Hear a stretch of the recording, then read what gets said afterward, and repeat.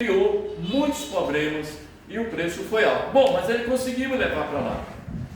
Chegando lá, eu fiz questão de dizer: eu estou aqui para somar, e posso afirmar, aquele que eu dei um abraço, recebo, eu percebi, na hora eu percebi o crime, que comigo não se trabalha falsidade, ou eu sou, ou eu não sou. Maravilha. E não deu outra. 7 meses depois, eu estava na mesma condição para ele dos demais obreiros. Então perceba, ele buscou a pessoa errada. Ele buscou alguém que ele queria induzir para falar a língua dele. Certo? O que é que acontece? E buscou alguém que se preparava para estar na frente da obra. Pronto, só piorou. Então, no 7º mês, eu fui simplesmente, apresentado ao pastor presidente como alguém que estava fazendo reunião com os obreiros, ele estava fazendo autorizado por ele, como se fosse um complô para ele. O presidente me chamou lá e iniciou, me colocou a par da situação, mas não me falou nada, mas continuei fazendo a obra. A obra não é dele, a obra é do Senhor. Vocês estão lá na condição de fazer até o dia que der para fazer. Maravilha, só que aí veio o meu chamado de Deus para deixar a obra e seguir no ministério batista. Você pode dizer amém? Amém.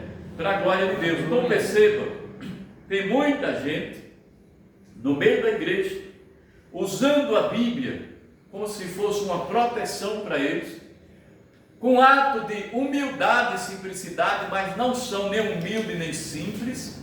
No entanto, são invejosos, presunçosos, orgulhosos, despreparados, e em vez de lutar para crescer no conhecimento, ele se prepara para ser um tropeço na vida de alguém que está querendo fazer a obra.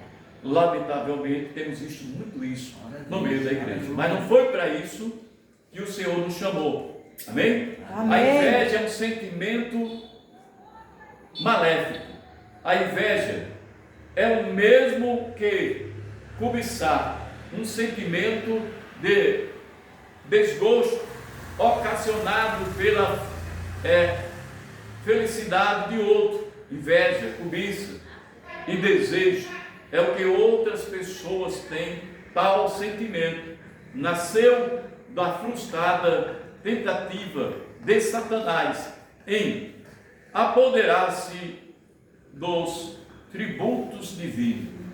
Então, lá em Isaías 14, 12 aos 20, vai falar: Lúcifer invejou o Senhor, queria ser maior que o Todo-Poderoso no jardim do Éden, e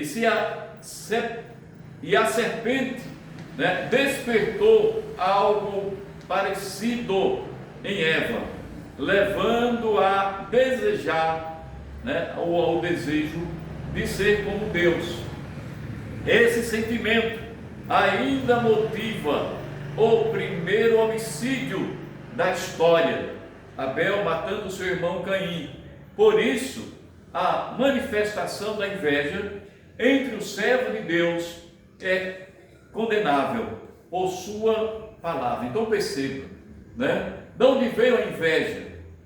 Veio a inveja e a cobiça, vem do maligno.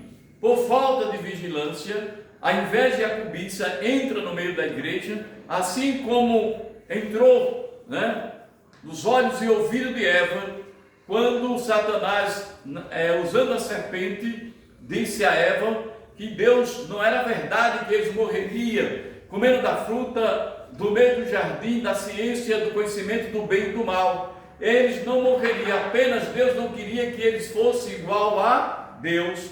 E a Eva se submete, e vai dar ouvido à serpente e come a fruta do fruto. Para quê? Qual era a ideia ali, irmãos? Era que o fruto era bom? Não, é porque ela se tornaria igual a Deus, sabendo de tudo, tendo conhecimento do bem e do mal. Perceba, havia uma cobiça, havia uma inveja. Não foi simplesmente pelo fruto que era delicioso, não, é porque a serpente encheu os ouvidos dela.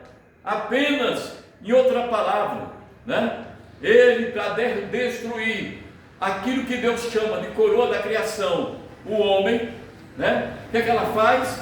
Engana Eva e vai tocar no ponto em que ia contra a palavra de Deus, as ordens de Deus, os estatutos e ordenanças. Então, todo que vai na contramão de Deus é desejável para um homem cobicioso. Amém? Que Deus tenha misericórdia da nossa vida. Então você percebe, dois irmãos únicos, dois irmãos, primeiros dois irmãos da face da terra, né? Caim e Abel. Por ações diferentes, o Caim ficou enciumado, né? Porque o Abel devolveu a primícia, devolveu o melhor da terra, né? O melhor que ele tinha das suas ovelhas, e o Caim levou o que seria secundário para o Senhor. E a palavra do Senhor diz que Deus amou a oferta de Abel e rejeitou a oferta de Caim. Ou seja, todos sabem o que fazer, como fazer da melhor maneira. Mas o que é que acontece? Sempre querem administrar as coisas de Deus. Então o dízimo eu dou aquilo que eu acho que está bom. A oferta eu dou o que eu entendo que está bom. Então eu não me proponho para dar uma boa oferta. A Bíblia diz que tudo aquilo que nós abrimos mão para o reino do céu, Deus nos dá centenas de vezes, dezenas, centenas de vezes mais. Mas e por que as pessoas só dão oferta do que sobra? Então, dízimo é 10ª e é da primícia. O que significa primícia? Na hora que eu recebo aqui, eu já tiro, separo para levar quando eu for para a igreja.